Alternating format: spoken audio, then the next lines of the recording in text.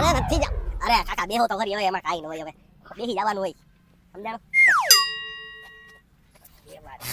હું કામ તું બોલ. કાકા બે બેડો લા એ આ છે ને અતિકના બાપા, ઓલો અતિકડો છે ને એની ગર્લફ્રેન્ડને લઈને પાર્કમાં ફેરવા લઈ ગયો છે અને બાપા આવી ગયા છે. ગમે એમ કરીને આના બાપાને રોકવાના છે. એટલે આ તો રોકી લઈએ બુడ్డాને, એમાં શું થઈ ગયું? હા એ શાંતિ થયો. હા મને હાલ. કેમ છે કાકા? સારું. કેવો માણસ, બધું તો ઠીક.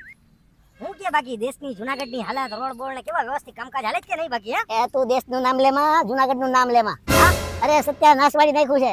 આ દેશભક્તિ બધાય પતંગ ખરે છે. દેશભક્તિ એકે માણસમાં દેશભક્તિ દેખાય છે? આ જુવાનિયાઓ અત્યારે આડે ધડ ધંધા કરે છે. આ બગીચામાં જો, આ જો ઓલા બધા કેવું કરે છે છોકરા છોકરીઓ. આમાં ક્યાં દેશભક્તિ આવી? અને જુનાગઢનું નામ જ લેમાં.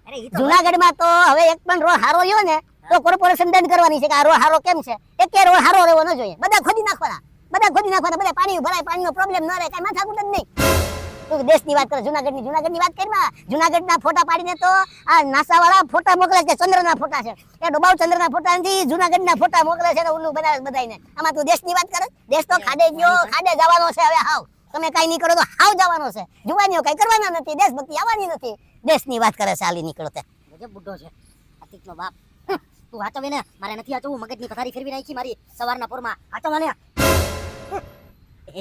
ભાઈ, તું જા ભાઈલા, તું જા બા પ્લીઝ. અરે હું જામા હું કોઈ એના બાપનો નોકર છું? મગજની પથારી નિબંધ સંભળાવી દીધો. જરા હું પૂછી લીધો કે દેશની શું હાલત છે, તો ખड्डा છે ને, ફલાણું છે ને, ઢીકણું છે ને, પૂછડું છે ને. વાંચવા ને સટિયા ગયો દીધો.